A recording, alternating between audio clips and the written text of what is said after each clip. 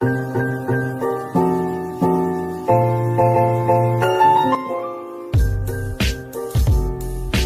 pagi Ibu dan teman-teman. Perkenalkan, saya Natasha Febrina Karen dari kelas A dengan nomor NIM 0320210036.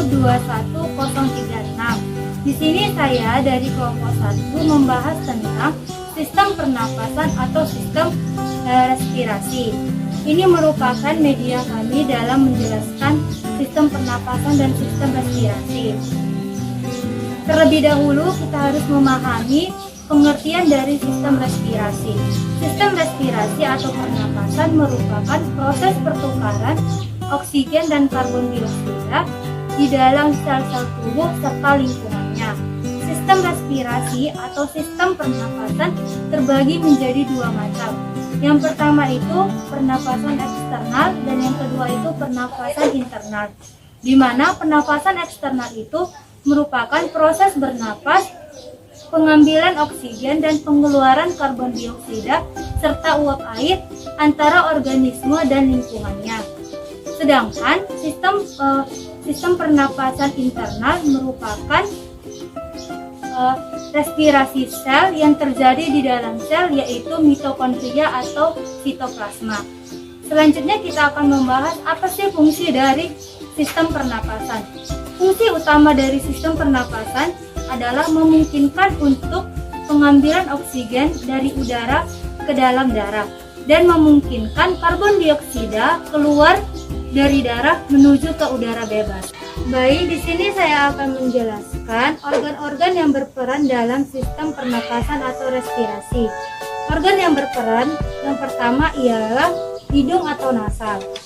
Hidung atau nasal yang ditunjukkan pada pantun tersebut adalah bagian yang ini. Udara masuk melalui hidung. Hidung atau nasal merupakan bangunan berongga yang terbagi oleh sebuah sekat menjadi bagian rongga hidung kanan dan rongga hidung kiri. Masing-masing rongga hidung dibagi menjadi bagian vestibulum, yaitu lebih lebar, tepatnya di belakang nares anterior dan bagian respirasi. Permukaan luar hidung ditutupi oleh kulit yang memiliki ciri terdapatnya kelenjar sabesa besar, yaitu meluas ke vestibulum nasib, tempat terdapatnya sabesa, kelenjar keringat, dan folikel rambut. Folikel atau rambut yang terdapat di hidung itu merupakan rambut-rambut halus kecil yang berfungsi sebagai tempat penyaringan atau menyaring kotoran atau benda-benda kotor kecil seperti itu yang masuk bersamaan dengan udara. Ada 3 fungsi hidung atau nasal.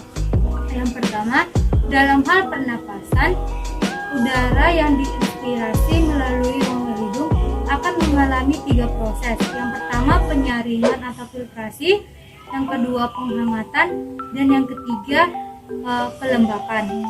Selanjutnya fungsi yang kedua, epitelium olfaktori yang berfungsi sebagai penerimaan bau. Selanjutnya fungsi yang ketiga, rongga hidung juga berfungsi atau berhubungan dengan pembentukan suara atau fenotik, di mana ia berfungsi sebagai ruang resonansi.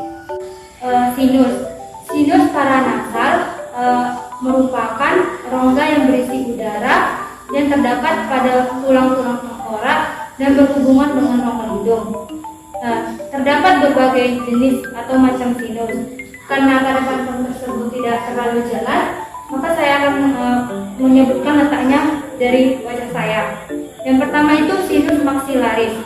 Sinus maxillaris itu terdapat pada rongga rahang atas, terdapat di sini. Terus sinus frontalis itu terdapat pada rahang dahi.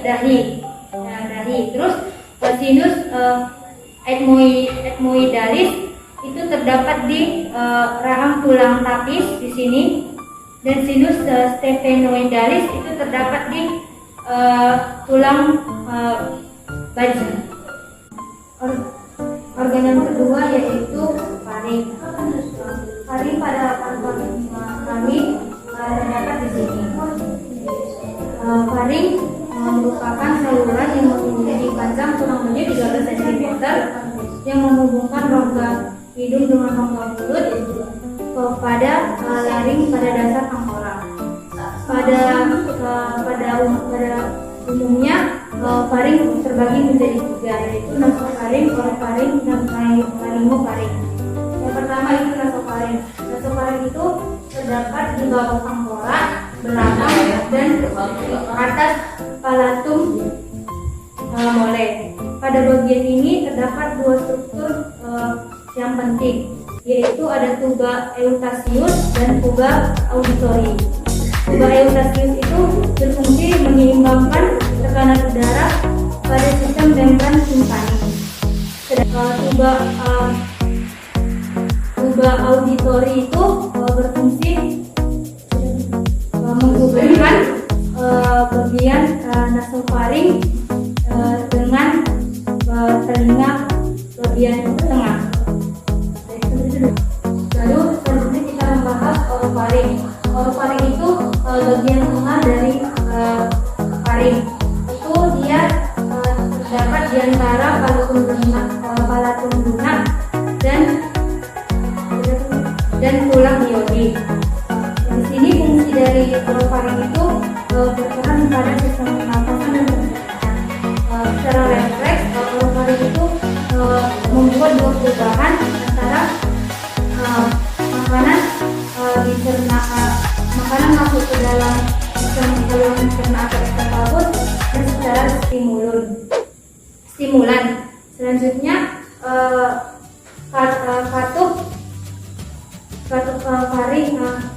orofaring akan menutup supaya makanan tidak masuk ke dalam saluran pernapasan yang bisa mengakibatkan kita tersedak.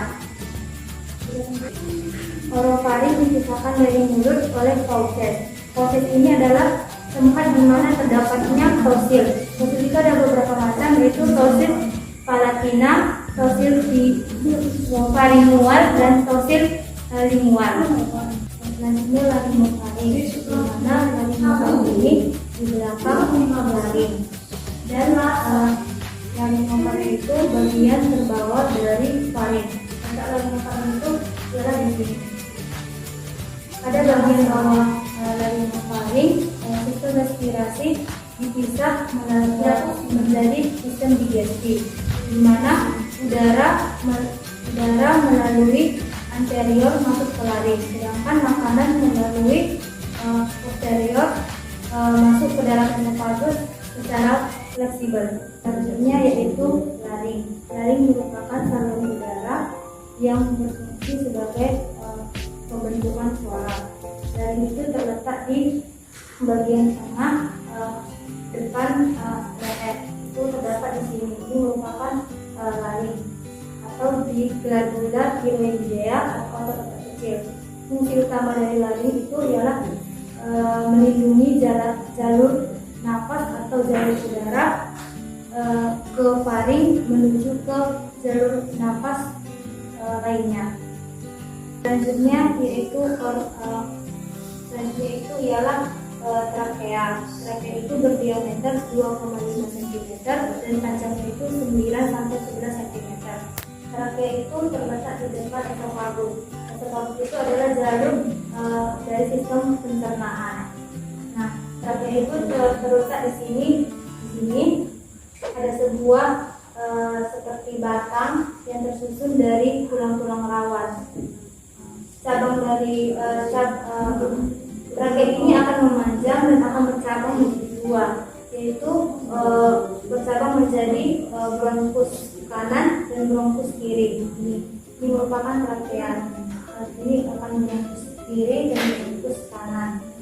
Selanjutnya fungsi dari trakea itu yang pertama itu menyalurkan udara menuju ke paru-paru, memperlancar sistem pencernaan, mempermudahkan batuk, serta melarang atau supaya benda asing tidak masuk ke dalam sistem pernapasan.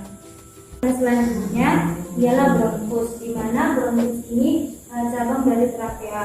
Dapat kita lihat di gambar sini ada bronkus kanan dan bronkus kiri.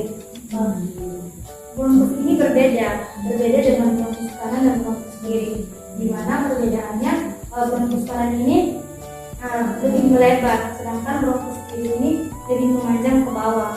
Bronkus kanan ini memiliki cincin 6-8 dan bercabang menjadi 3. Sedangkan di sini di kiri ini, bronkus kiri ini dia memanjang ke bawah. Dia terdapat 9-11 cincin dan bercabang menjadi 2. Selanjutnya cabang-cabang dari bronkus ini cabang-cabang bronkus ini pada ujung-ujungnya itu adalah alveolus. Alveolus ini yang di titik ini merupakan alveolus. Fungsi dari bronkus ini yang pertama menghubungkan pernapasan atas dengan paru-paru dan menghalau benda asing masuk ke dalam paru-paru. Baik, selanjutnya kita akan organ selanjutnya ialah paru-paru, di mana paru-paru terbagi menjadi destra dan sinistra. Destra itu paru-paru kanan. Destra itu terdapat 3 lobus. Yang pertama superior, medialis, dan inferior. Dan paru-paru kiri yang disebut sinistra itu terbagi menjadi 2 lobus. Yang pertama superior dan inferior. Setiap lobus terbelah menjadi lebih kecil yang disebut dengan segmen, di mana pada kanan dan kiri memiliki segmen yang berbeda. Pada destra di bagian kanan, pada lobus superior terdapat 5 segmen. Pada medialis terdapat 2 segmen, dan pada lobus inferior terdapat 3 segmen. Selanjutnya di sinistra bagian kiri terdapat 5 segmen pada inferior dan 5 segmen pada superior. Fungsi utama dari paru-paru ialah mengambil atau mendapatkan oksigen dan mengedarkan oksigen melalui darah ke seluruh tubuh. Ini ialah alveolus, di mana alveolus ini adalah kantong-kantong udara yang sangat kecil. Di sini dapat kita lihat bahwa alveolus itu terdapat di ujung-ujung dari bronkus. Ini berdiri dengan tanda merah dan tanda merah ini.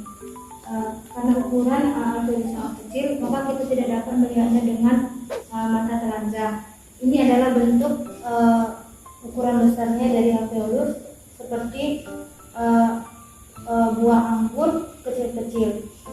Selanjutnya kita akan membahas pengertian dari alveolus. Alveolus merupakan kantung udara yang sangat kecil dan berjumlah 480 juta.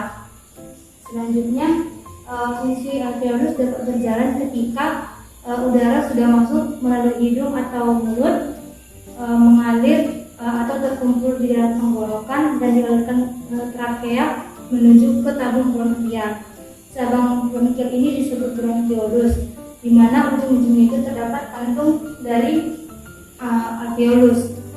Selanjutnya, ketika udara sudah sampai di alveolus, maka udara akan disebarkan melalui darah ke seluruh tubuh. Sedangkan karbon dioksida dikeluarkan melalui nafas yang kita hembuskan. Selanjutnya, oksigen diedarkan oleh alveolus dan kapiler darah ke dalam darah.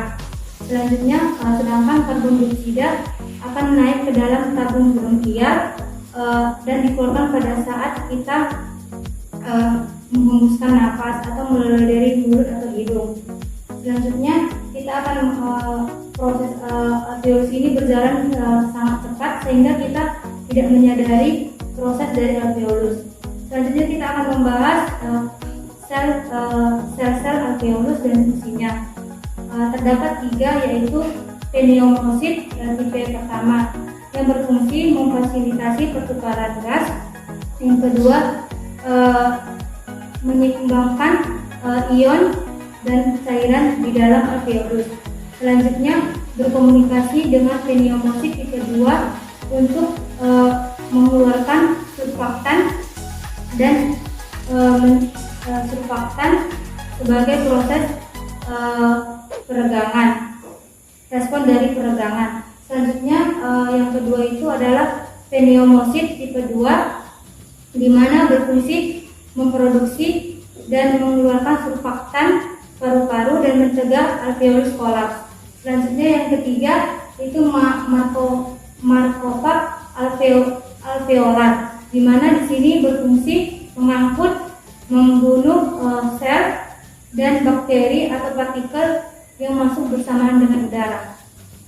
Di sini saya akan menjelaskan proses secara keseluruhannya sistem pernapasan atau respirasi, yang dimulai melalui dari hidung, di mana di dalam hidung ini terdapat sirkulasi sebagai sekat antara rongga hidung kanan dan rongga hidung kiri, dan di dalam hidung itu terdapat silia yang berfungsi sebagai untuk menyaring kotoran atau benda-benda kecil pada saat udara masuk ke dalam tubuh. Selanjutnya udara masuk ke dalam faring, di mana faring ini terbagi menjadi 3, yaitu nasofaring, orofaring, dan laryngofaring.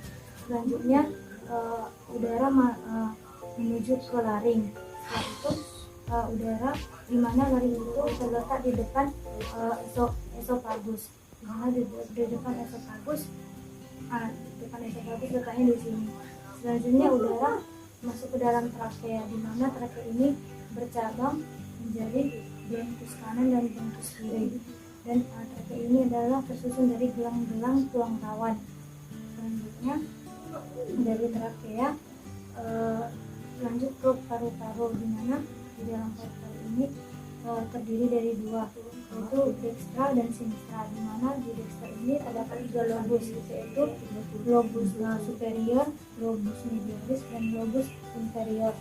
Dan di sinistra itu terdapat 2 lobus, yaitu superior dan inferior, di mana setiap lobus ini memiliki segmen terdiri dari bagian lebih kecil, di mana di dextra ini lobus superior ini memiliki 5 segmen, dan di lobus medialis ini memiliki 2 segmen, dan di lobus inferior ini memiliki 3 segmen. Selanjutnya pada sinistra atau sebelah kiri, lobus ini memiliki inferior memiliki 5 segmen, dan superior memiliki 5 segmen.